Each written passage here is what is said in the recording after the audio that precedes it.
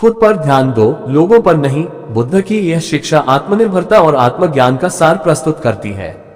ये संदेश हमें ये समझाने का प्रयास करता है कि अपने जीवन और विचारों को संवारने में ध्यान देना अधिक महत्वपूर्ण है, बजाय दूसरों की बातों या उनके विचारों के पीछे भागने के।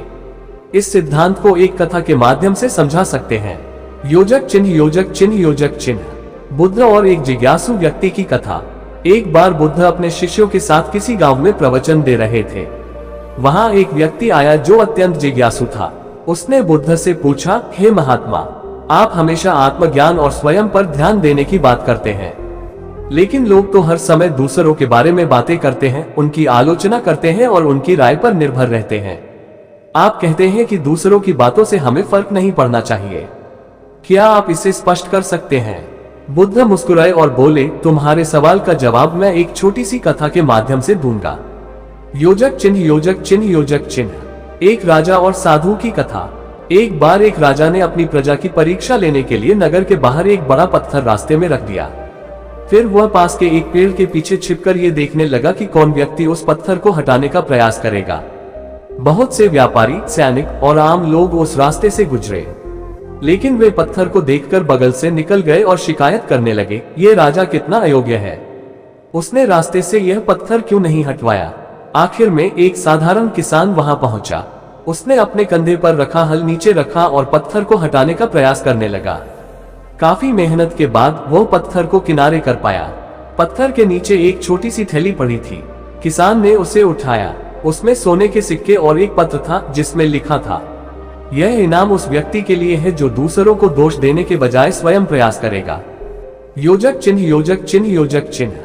बुद्ध का उत्तर। बुद्ध ने कहानी सुनाकर कहा, ये राजा और पत्थर की कथा हमें एक महत्वपूर्ण सीख देती है। लोग अक्सर दूसरों को दोष देते हैं और उनकी आलोचना करते हैं, लेकिन वे यह नहीं समझते कि असली समाधान अपने प्रयासों में है। जीवन के हर मुश्किल क्षण में अगर हम खुद पर ध्यान दें और आत्मज्ञान को अपनाएं, तो हम अपने रास्ते की हर बाधा को दूर कर सकते हैं। दूसरों की राय और आलोचना पर ध्यान देने से हमारी ऊर्जा और समय बर्बाद होता है। उस व्यक्ति ने पूछा, लेकिन लोग दूसरों की बातों से प्रभावित क्यों होते हैं? बुद्ध ने उत्तर दिया, क्योंकि लोग अपने भीतर की शक्ति को पहचानते नहीं हैं।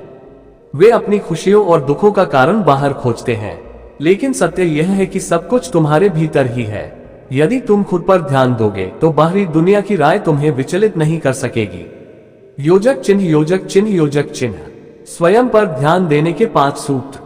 बुद्ध ने उस दिन कुछ महत्वपूर्ण सूत्र बताए जो हमें सिखाते हैं कि कैसे खुद पर ध्यान दें और आत्मनिर्भर बने। 1. स्वयं की कमजोरी को पहचानो। दूसरों को दोष देने से पहले अपनी कमजोरियों को समझो और उन्हें सुधारने का प्रयास करो।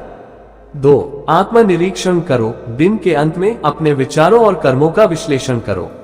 ये जानने की कोशिश करो कि तुमने कहां गलत किया और कैसे सुधार किया जा सकता है। 3. ध्यान और ध्यानाभ्यास। ध्यान से मन को शांत करो और अपनी आंतरिक शक्ति को पहचानो।